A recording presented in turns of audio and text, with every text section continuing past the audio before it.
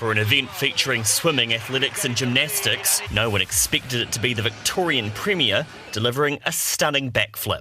This bombshell from Australia. The Games will not proceed in Victoria in 2026.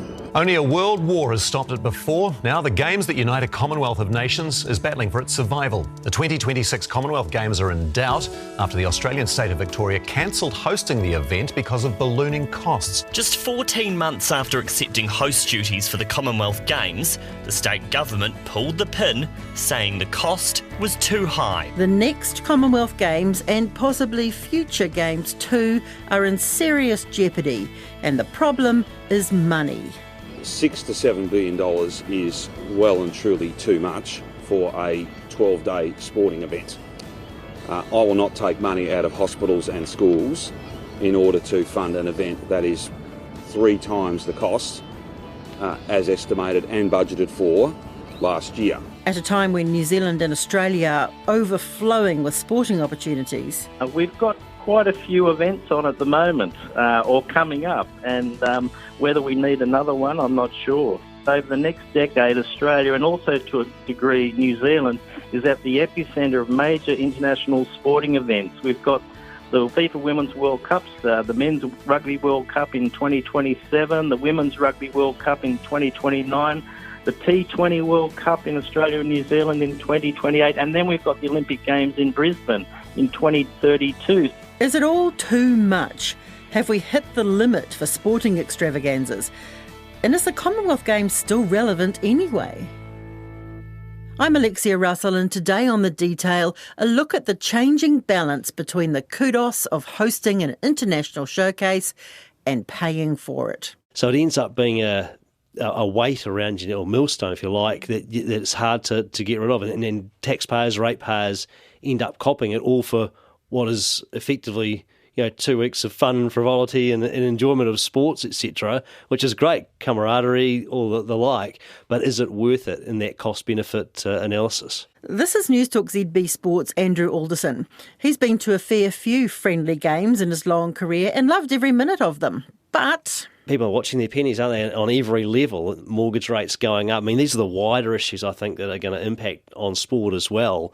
And it does make you realise, there's more to life than sport. Andrew points out that Victoria's move is not completely unprecedented.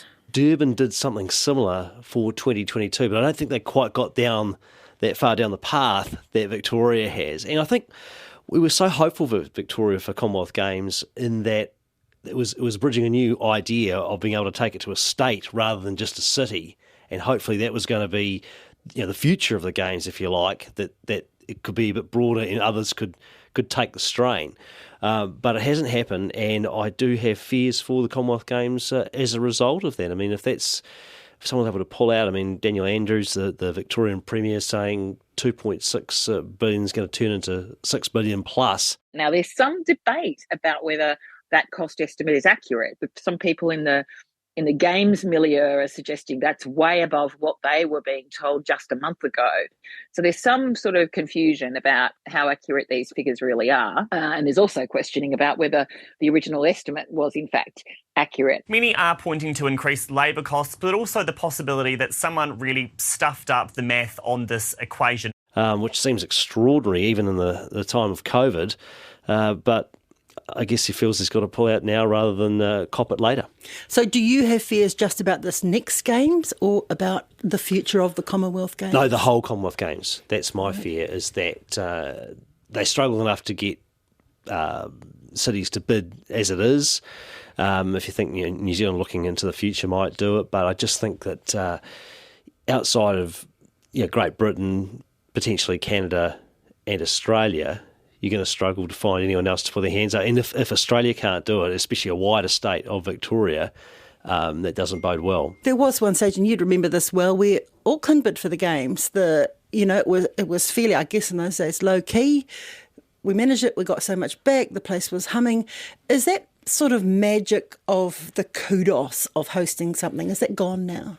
I think it might have done it in terms of what benefit do you get back? You get the kudos, but I was thinking about this before our chat, and I think about the situation, say, with Montreal in Canada when they hosted the Olympics in 1976, it became known as the Big O. It was the Big O because of the shape of it, donut-like, but then it became the Big O because I think, 134 million Canadian dollars turns into 1.1 billion, and I think it took them 30 years to pay it off. They eventually paid it off in 2006.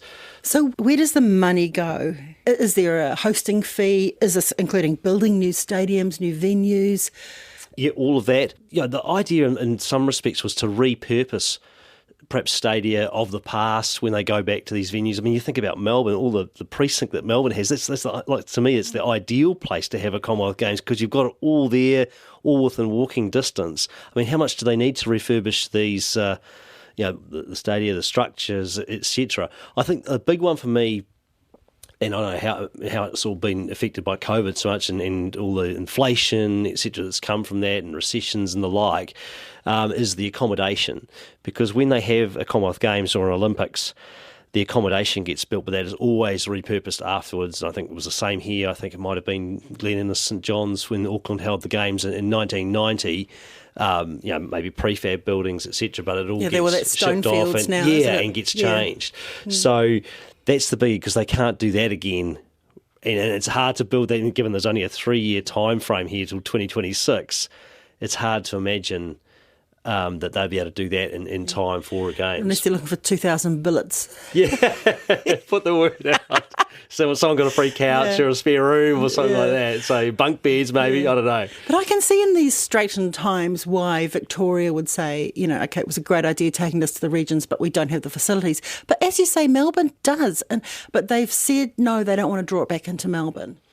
Yeah, it's a tricky proposition because that to me seems like if they needed to get to back out of it, if they needed a plan B, that would be perfect for it. But it just seems like somehow it's blowing out with those added costs over time, and I guess the setback of COVID and everything that's come from that, and therefore they've just opted out. And I think it's a for sports fans, it's a dreadful precedent, but I can fully understand the situation rather than digging an even deeper hole and finding themselves, like that Montreal situation, paying it off forever. Yeah, and no one else in Australia wants it. New Zealand doesn't want it. No. You were talking about Durban when Birmingham took that over. Yeah, and that was quite successful.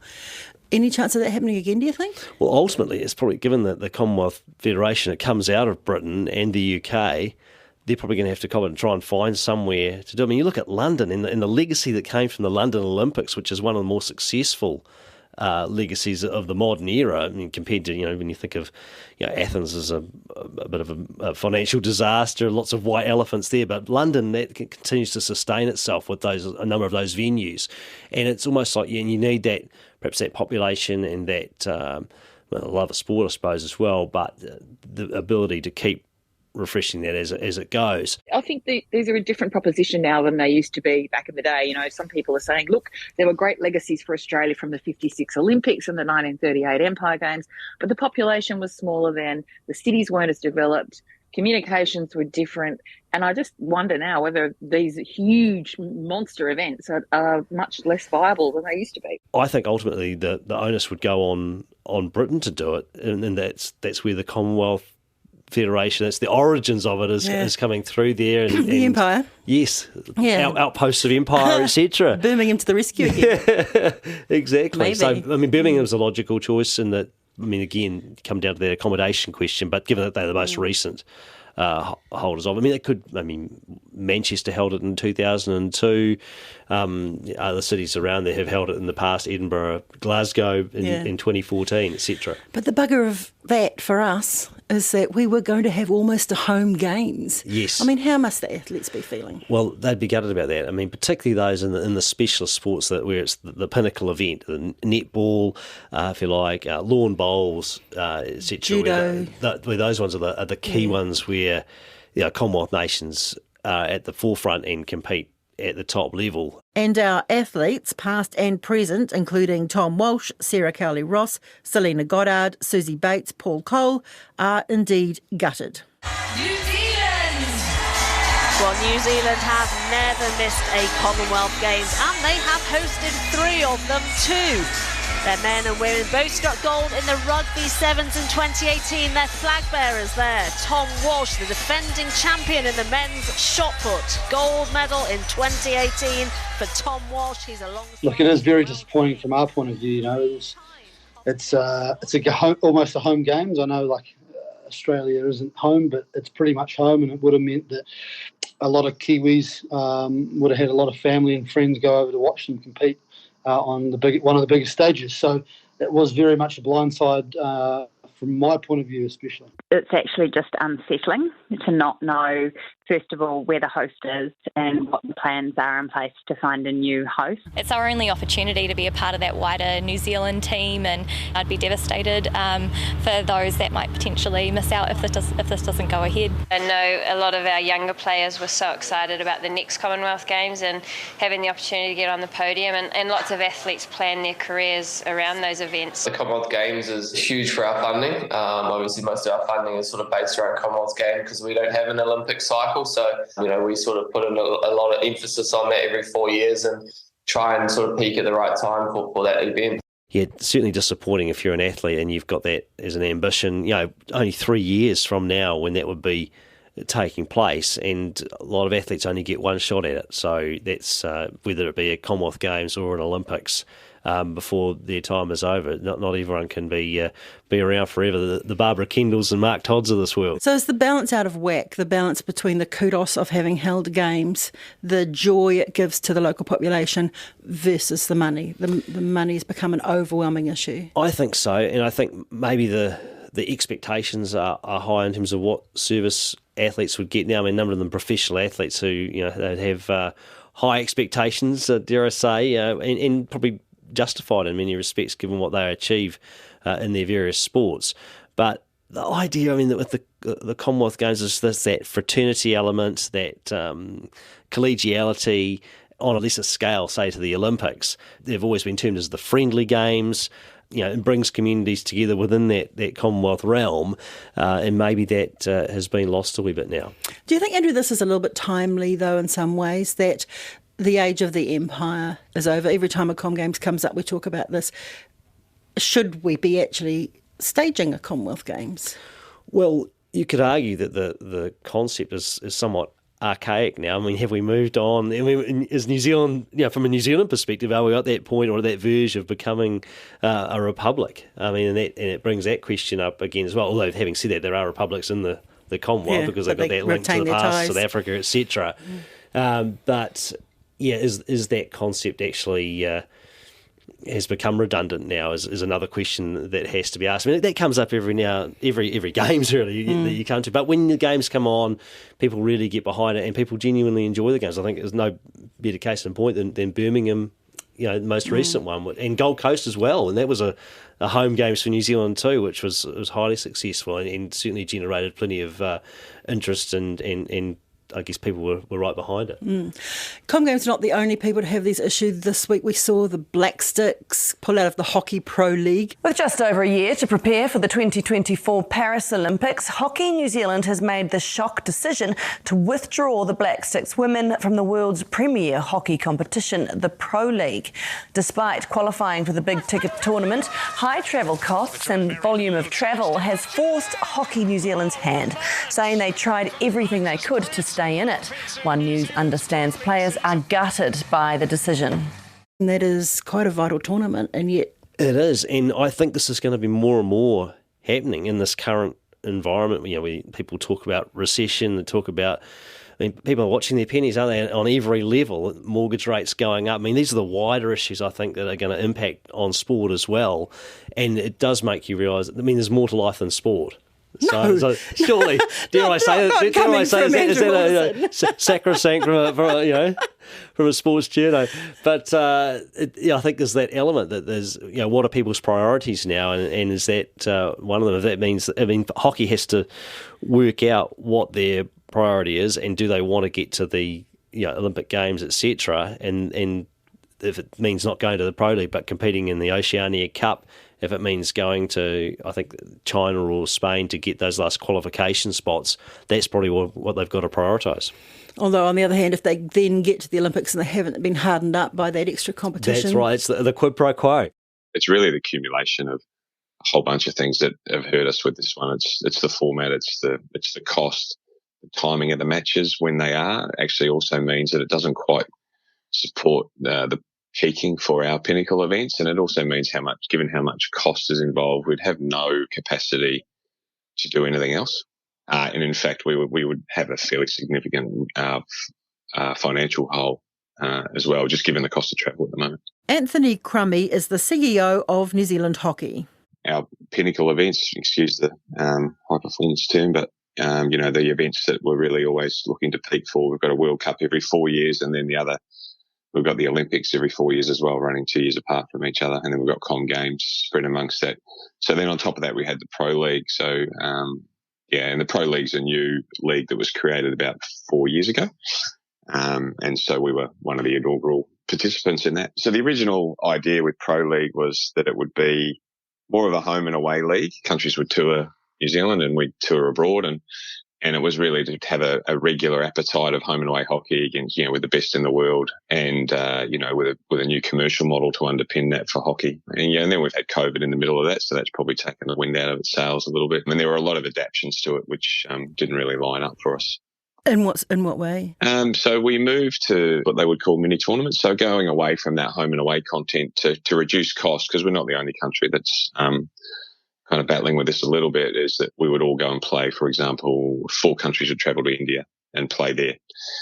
So the recent tour, we all went to Belgium. We had a number of countries all in Belgium playing the Pro League. So it really went back to a sort of a mini tournament focus, which goes away a bit from what was originally proposed.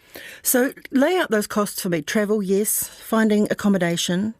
Yeah, travel, accommodation. So just like you would when you travel yourself. So we've got to travel there. We've got to find somewhere to stay that's appropriate for us, and we've got to feed everyone. And we also pay some allowances and stuff like that. That stuff adds up. When you times it by a squad of up to 25, so there'd be 18 odd players with that, coaches, physios, analysts, you name it. So all that goes together. So it starts to escalate quite quickly. So a recent trip to Europe, I think the guys were saying we would ordinarily do that. We had 2 teams go. We might ordinarily do that for $350,000. This one cost us just over $600,000. Wow, that was the Belgian trip. Yeah. I mean, you did have one exciting result from that tournament. That's the hooter. What a win. And the team at the bottom have beaten the team at the top, and they've beaten Argentina by 2-1. Oh, but look, the hockey, this is the hard part, right? Because the hockey aside, it's really, really challenging. But obviously the players, it's great to play against those top countries. There's no doubt they enjoy the thrill of that and the challenge of that. But we just have to take a sort of a broader view of it sometimes, because we've got to obviously spend within our means. We're not a fully professional sport. We don't have the big broadcast revenues coming downstream like some of the bigger sports. And that was really part of the Pro League's model originally, is that actually we would get an international broadcast and a whole bunch of other revenues that might come down and subsidise that cost. And for a whole bunch of reasons, it's still a valid competition, but just not for us at the moment without that money coming down. Is part of it the tyranny of distance? I mean, it's fantastic, obviously, having a home tournament, but essentially everyone else has to come, except Australia, have to come from a great deal away. Yeah, absolutely. Look, it's a unique thing for New Zealand sporting teams, right? It's just, whether you're hockey, netball, rugby, cricket, whatever, you all face it. It just means, we, as a sport, as an Olympic sport, we're funded from High Performance Sport New Zealand. We get some funding from them, and we have a commercial program with some sponsors, and obviously we have ticketing and some other revenue streams along the way. We sail pretty, we're prudent, but equally, we reinvest everything we can into either the community game or our high performance programs. So that's why we just don't have the massive amounts of reserves to be able to keep sustaining something like this at the current climate. And that might change post-Paris. How did the players take the news? Oh, yeah, they're pretty gutted. And we would expect them to be. That's absolutely expected. Really, really challenging for them. But equally, we have explained to them why and where we are at the moment. And, it's just the reality of international sport for us at the moment. There's not massive amounts of funds to keep going into these things. If they don't stack up at the moment, we can't just keep tipping into them. How did the team feel not just pulling out of the Pro League, but at the same time the Commonwealth Games is all up in the air? It must be very unsettling. Yeah, look, it's far from ideal, right? It's you really feel for the athletes, not only hockey players, but all the athletes around the world that are probably feeling a bit unsettled at the moment. I see the NZOC were reasonably firm in their release, saying that it's not been cancelled, it will happen, it's just a matter of where. The New Zealand Olympic Committee is adamant it will go ahead. It means we're still going to have a Commonwealth Games in 2026, but we just don't know where it is. So that's unsettling for our athletes at the moment. The players love the event. It's a great tournament. It's not a World Cup, but it's a really, really great celebration of sport. That's it for today. I'm Alexia Russell. The Detail is supported by the Public Interest Journalism Fund. Today's episode was engineered by William Saunders and produced by Mark Jennings and Bonnie Harrison. And thanks to Andrew Alderson and Anthony Crummy. Ka kite anō.